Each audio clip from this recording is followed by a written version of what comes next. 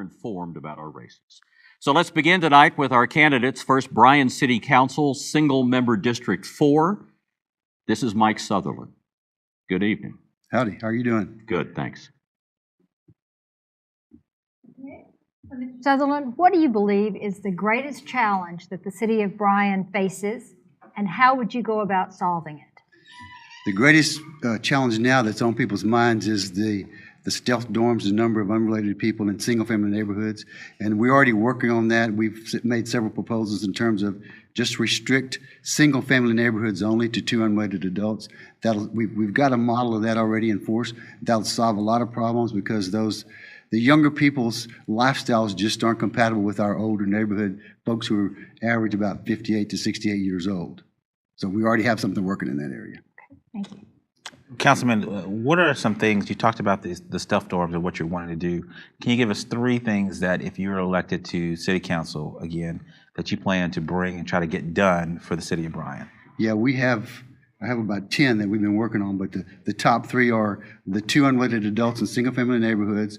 The second one is that we make it fairer for neighborhoods to know what's coming into the neighborhood and zoning changes wise, so that there's a higher percentage of people involved in changing zoning. Because it really, especially in District 4, it's such an old neighborhood, it's really a problem with what you put in the neighborhood, because it could definitely really affect the neighborhood because it's so dense and most of it's built out. And the third thing would be that we develop another source of income to apply against flooding, drainage, and low to moderate income housing. As the student populations at Blinn and Texas A&M continue to grow, what responsibility do you believe those institutions have to the city to help accommodate that growth? I think they definitely need to keep us informed on what they're doing and how they're moving things, because we have to control traffic and the congestion, especially in District 4 around Blinn College. And we know now that we work with the college, Blinn especially, on their inner road network so that they can better accommodate kids getting off the campus. And some of the children now we know are students will be moving to Rellis campus, which will give us some relief there, about 2,500.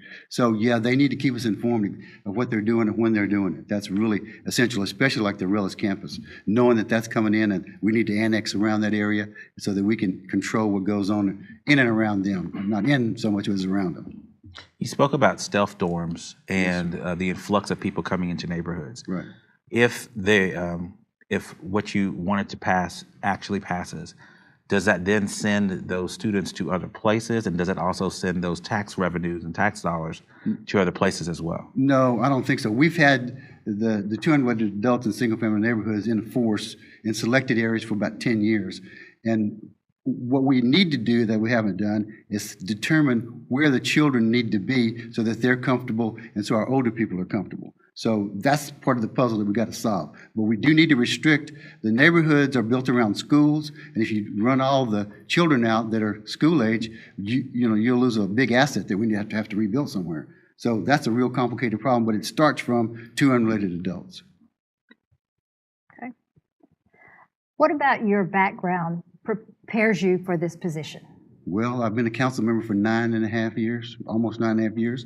I was in the Army for 22 years. I own my own business for 20 years, and I've been on the council or around the council for about 12 years. And I've been involved in the people. Most of the business of the council is done outside the council with the individuals. And over the past 2.5 years, I've received and worked on about 500 different issues that citizens have brought to me. So that in and of itself prepares me for being on the council. I listen to people, I understand what they're talking about, and then I act on it, whatever way that's necessary to help them out. And obviously, business, especially small business, is the engine that drives the local economy. How do you, the city councilman, try to bring business to the city of Bryan? I've worked in every way possible on the east side, west side, but what brings business to a place is the rooftops. And so you have to have good schools, you have to have low taxes, you have to have good roads, you have to have all your infrastructure working well to bring people to your neighborhood. And once you get the rooftops in, then the business will follow that. That's why College Station has been so successful because they have a much higher density than we have, and that's where the businesses are trying to locate. So it's about rooftops. It's about making the schools, and I work with the schools in every way I can to try to make their jobs easier and better and have better educated kids. So rooftops. We have 1 minute. Okay. So how will you, you mentioned the infrastructure, how will you deal with the infrastructure needs of a growing city, and who would you have pay those costs?